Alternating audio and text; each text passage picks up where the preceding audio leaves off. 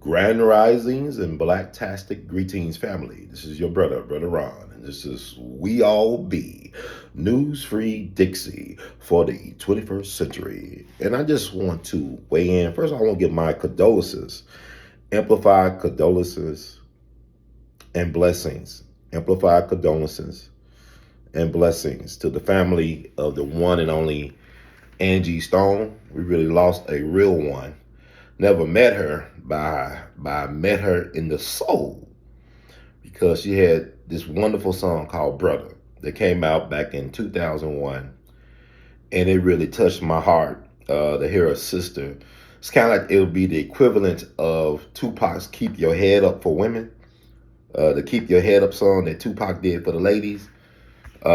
Angie Stone's Brother was that equivalent for the brothers. And when I heard the news, when I was notified of the news of Angie Stone becoming a righteous ancestor, it really hit me. And it really didn't hit me until my first listen of Brother after I knew she passed.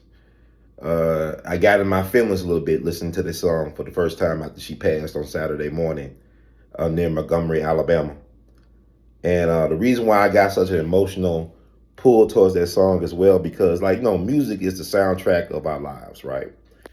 That song means a lot to me, not only because it's an amazingly beautiful and transcendent song, but it really was used to celebrate a achievement, a milestone for me, a milestone.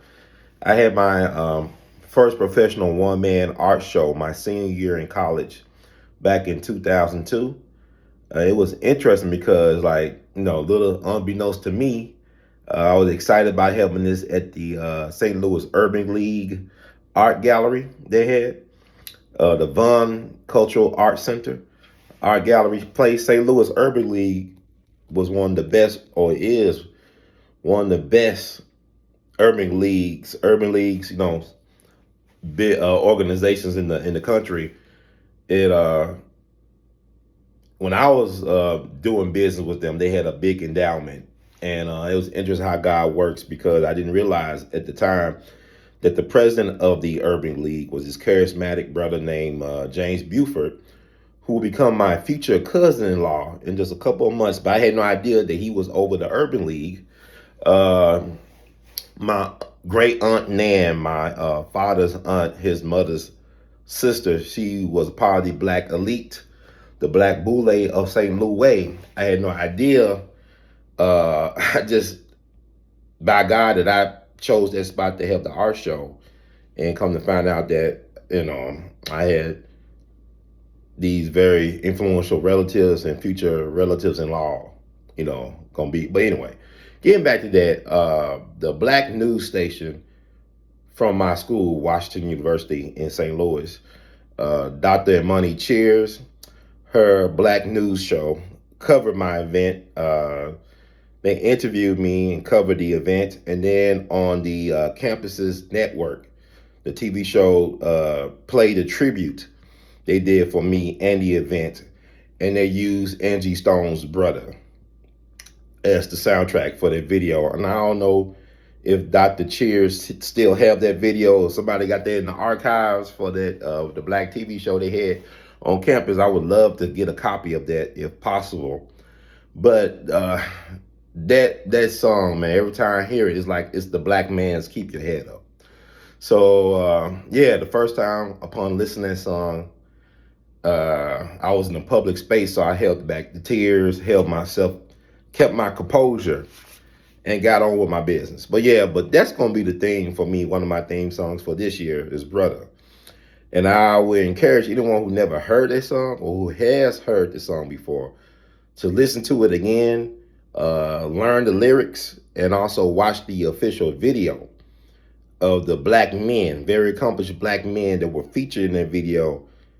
And it's sad to think about some of those celebrated black men are now vilified or ridiculed, or they have an asterisk by their legacy. Check out the video. But she did that at a time where black men were not considered, the cream of the crop, so to speak, by the mainstream media, how they portrayed black men in the media at the time in the early 2000s and whatnot. And there's a lot of other things going on, but that's another story for another video. But let me get back to the Angie Stone thing. I just think it's interesting looking at it that some things are not adding up. The math ain't mathing, right? Now, Angie Stone, she died in that horrible car accident. She was the only person out of 9 people to lose her life. 9 people, y'all. She was 63 years old. 63, y'all. 9 people in the sprint, in the sprinter, Mercedes Sprinter. One person lost their life who was 63 years old. 6 plus 3 is 9. 2025 as of to 9. Nines are everywhere. The nines don't lie. Endings and beginnings, right? Endings and beginnings. Now, Angie had a health scare back in December. She had missed one of her tour dates. I think Raheem Devon. She said Raheem Devon, a great R&B singer, really unsung. He's great, and he do a lot of women anthems. But he took her place at the concert in Detroit because she was in the hospital fighting for her life in December. Now, you check out her last lives, right? And she talked about the situation when Universal Music Group, about her royalties and not being given to her. Because what people don't understand or overstand is that not only is Angie Stone considered like the godmother of neo soul, because she actually helped produce and was the inspiration for D'Angelo's debut album. I think it was Brown Sugar, right? And she helped production with that. And she also had a child with D'Angelo, his son, their son, right? And she also was a pioneering hip hop artist. She was part of the first signed hip hop female group in history, the Sequence. They were signed to Sugar Hill Records, to the hip, the hopper, the hipper, the hipper. Listen to their song, Funk You Up. A lot of people owe Angie B some checks. Dr. Dre, Bruno Mars. If you listen to Funk You Up and some of their other songs, you could hear what other people took from the table and never gave them credit for baking the cake. So Angie was talking about how can you work 50 years in a business, in a career, and not have anything to show for it. Like, no, she's touring at 63, not saying that she didn't have a love for performing, but it should be at that age that, I would like to go on tour, but I don't need to go on tour. Like, I don't need to help cover my necessities so I don't have to go out on tour. But if I want to go out on tour, it's because I want to, not because I have to pay some bills or pay my medical insurance or something like that. But she talked about that, frankly, in her live, a recent live that she did a couple months ago, I think in December, after she got out the hospital. Then she talked about in her last live how she was excited about this year, about all the different things that was coming about. I think also that she worked or completed a album back in January. Like, she would talk about in one of her last lives that she was working on an album that should be done by January sometime. So now we're in March. She died on March the 1st, or she was taken away from us on March the 1st. So what is interesting is she also talked about that she believed in God and that she don't know what these people are capable of doing to her to stop her from collecting her money. So she put that out there in the ethers, in the atmosphere, so you can make of it what you want. But I thought it's interesting you think about that, the number 9, how it's significant this year. Number 9 is the nine is the number of endings and beginnings, completing and starting of cycles. And she died at 63. 9. Then you think about Biggie mom, Valletta Wallace, died at 72. 7 plus 2 is 9. Irv Gotti died at 54. 5 plus 4 is 9. And this year will mark the 9th year anniversary of the suspicious homegoing of Afeni Shakur, the mother of Tupac. So she'll be, in a couple months, it'll be 9 years since she passed. So what's going on? Numbers don't lie. Numbers tell the story. Numbers run the universe, right? So you're like, what's wrong with all these 9? But also you got to think about this. Think about the people that who tried to expose or who had exposed the industry from recent memory. People like Michael Jackson, people like Prince, people like Barry White, a lot of people. And look how they died. And like my Jegna would say, the late great Emerson Abel Jr., one of the greatest band directors the city of Memphis has ever seen. Isaac Hayes, his high school band director, kicked Isaac Hayes out the high school band. Then ended up working for Isaac at Stax, and the founder or co-founder of the Southern Heritage Classic, an annual event that brings in millions for the city of Memphis, that he actually founded in his living room, but gets no credit for, which is interesting. And this year will mark his 10-year anniversary of becoming a righteous ancestor. He said, nobody dies a natural death in show business. Nobody dies a natural death in show business. Nobody dies a natural death in show business. When I thought about the passing of our sister, Angie Stone, the way she died, it reminded me of what happened to the Empress of the Blues, Bessie Smith, how she died in a horrible car accident near Clarksdale, Mississippi, September 26, 1937. And she was 43 years young, 4 plus 3 is 7. How Lisa Lopez, left eye of TLC fame, how she died in a car accident, which the car flipped several times over, and she had a fractured skull. And she was the only person, not the people in the car, that actually died. And Bessie Smith was the only person in her car who died. She had a gentleman, I think her boyfriend or whatever, driving, I believe, and she was the only one that died. So it's interesting, like in these scenarios, that the only people that die are the women who are the musicians. You know, Lisa Left Eye talked about how they were taken advantage of by the industry. You know, Clive Davis, people, Arista, all that stuff, LaFace, all that. I don't know. Just look it up. Take a look. It's all online, allegedly. You know, TLC, one of the most successful, if not the most successful girl group of all time. Not having a dime, a nickel, or a penny to rub against. That was insane, but Lisa was vocal about that. Angie has been vocal about her situation.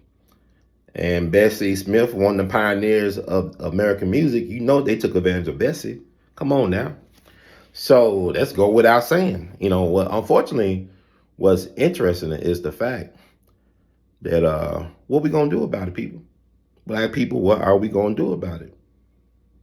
You know, just keep on happening. We're losing, like, a lot of our icons have been lost under questionable circumstances. Think about the way they get them through transportation. Think about Otis Redding. It is March the 3rd, 2025. And we do not know officially how Otis Redding's plane went down into that lake in Wisconsin. We don't have the official cause of why it went down. But what I do know, when I talk to old heads, like I talked to Mr. Abel and people like that, they will say about Otis, because they knew Otis working at Stax. Otis was, you know, very intelligent dude. He was a very sharp businessman. He actually had enough sense to own his own music, like his publishing. You know, he wrote the song "Sitting on the Dock of the Bay." He wrote the "Respect" song, which he recorded before Aretha, but Aretha made it her anthem, but it was written by Otis Redding. That was his song. Matter of fact, I believe Jerry Wexler made reference to that song when he eulogized Otis at his homegoing down in Georgia back in the late 60s. I believe he did. And but the thing about it is, Otis wanted to let everybody know what he was doing. Some people say, well, you know, Otis was so, you know, I talked to a trusted friend. He's gone now. He talked about Otis, saying Otis was real stupid. Well, I think he was saying he was not stupid. He was very intelligent because he was a great business person. He owned a 300-acre farm, the big old ranch that he's buried on. But he would let people know everything that he was trying to do or was going to do. And there's an urban legend. Now, I heard from throughout the years that Otis allegedly did a press conference saying that black music will be controlled by black artists from now on. That we will control the distribution of the music. Did that sound familiar? Did that sound some Michael Jackson, Sam Cooke, Prince? Think about what Irv and Suge Knight and Jay Prince were trying to do, where they try to control the distribution. Look what happened to them. All them caught cases or was getting, under heavy surveillance by the feds. The feds is watching. The feds is watching. The feds is watching, man. So what that said is that they said Otis did a press conference. I don't know if it's true, but James Brown's son, who wrote a book about his father, he said years later that the plan, because Otis was close to James Brown. They were close, as far as I know, based on what I researched. But James Brown's son said, when he was being interviewed by Oliver Stone's son on Oliver Stone's son's show, that Otis and James Brown was going to start their own distribution label, control black soul music. And next thing you know, the plane goes down. And nobody knows how it went down, but the only person that survived the plane crash was a brother named Ben Cauley, one of the original Barcades. He was a gifted trumpet player. He's the only person that survived the plane crash in the plane with Otis Redding. And guess what, folks? He could not even swim. And that water, had he been in that water long enough, he would have froze to death. But somehow he was able to survive. The only person, I guess, I don't say the only person, but he could not swim. And yet he survived that crash. But then getting back to the Angie Stone thing, family, what can we really do about it? Y'all was boycotting Target last week or whatever, and other places for DEI. But what about how this industry, this music industry, because even I remember a couple years back, see, y'all could run this back, when Puffy and Jay-Z, I remember Jay-Z criticized the Grammys for not awarding Beyonce record of or album of the year. And then I remember when Jay-Z and Puffy was talking about they putting the music industry on notice that y'all gotta pay the black artists that y'all exploited. Y'all remember that? Is that a Mandela effect that Jay-Z and P. Diddy was coming out about, talking against you biting the hand that fed you, y'all. Y'all was made billionaires by exploiting your people, alcohol, suggestive lyrics and beats. But I'm a fan. I listen to the music. But what I'm saying is, it's interesting. Soon as Jay-Z and Diddy started getting vocal about how the industry was treating black artists, that's when they started catching cases and all types of notoriety they did not want. So what I'm saying with this is that, Angie, nobody wasn't checking for Angie like that until she started seeing, talking about this stuff. Like she knew that she was on borrowed time. Like she said, I may not get the money, but maybe her grandchildren, her children, great grands could get this money. But something needs to be talked about as it relates to this industry. How can a person sell this much and make so much memorable music that resonates with generational music, and not get the love and the compensation for it? This is something that needs to be seriously discussed, because historically speaking, it's been taken advantage of black Americans. And I'm sure Angie Stone could trace her people all the way to before the beginning of this republic. She's from Columbia, South Carolina. My folks are from South Carolina, Mississippi, North Carolina. We are black American natives. What is interesting, I'm going to leave with this, it's kind of off subject, but it's not off subject. President Trump recently pardoned Rod Blagojevich, the former Illinois governor. When Obama became president, he went to prison. He was on The Apprentice for Trump. He pardoned him. I bring him up not because of him personally, but it is interesting to know that his father was an immigrant that came over because of World War II. He was allowed to come to this country because of World War II, what Hitler and all them were doing to his people. They gave him asylum in America. He became a naturalized citizen, whatever that process is. But within a generation, his father's first language wasn't English, but his son, within one generation, can become a governor of a major U.S. state. To date, black folks, we've been on here forever, right? Black American natives. I call us black American natives. This I call our lineage, Black American natives. That makes a lot of sense, right? Been in the USA. How many Black American native governors have we had? Only two.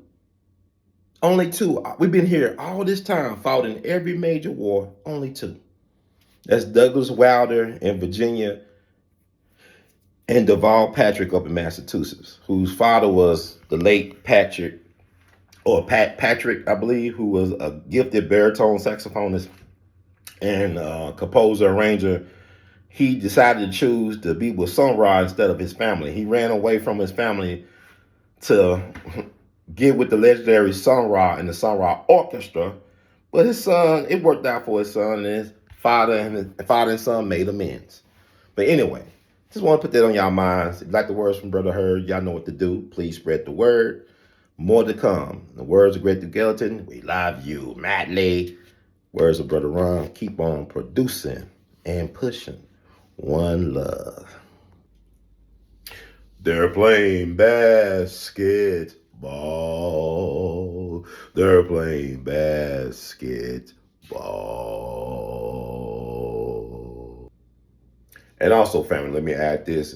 Angie Stone was actually on her way back to her home of Atlanta, Georgia, to catch a flight to sing at the halftime show. She was the halftime entertainment for the CIAA halftime show. That's the Central Intercollegiate Athletic Association. They was having a basketball tournament in Bmore, Tubman City, Baltimore. How they do that there? How they do that there, right? Well, I think about that was interesting. Like several years ago, Young Dolph was slated to perform for the CIAA in Charlotte, North Carolina. That infamous song he did, 100 Shots. His black SUV was fired upon on Saturday, February 25th, 2017 at 6:30 p.m. There's 9 again. 100 Shots, right? Young Dolph on February 25th. So, I mean, it's interesting. And people said, why was she on the road? She was coming back, from the Mobile performance, right? Mobile is where they had the first Mardi Gras in this nation's history. It was not started in New Orleans, but in Mobile, Alabama. Look up Africa Town as well down in Mobile. But that's something interesting to think about. What is it with these CIAA tournaments? CIA? I'm just playing. I'm just got my tinfoil kufi on here, but it is just fascinating. These interesting connections. Because, what if she had got on that plane and something horrible happened on the plane? Man, what would... I don't even want to think about it. Take care. God bless. One love again. One love.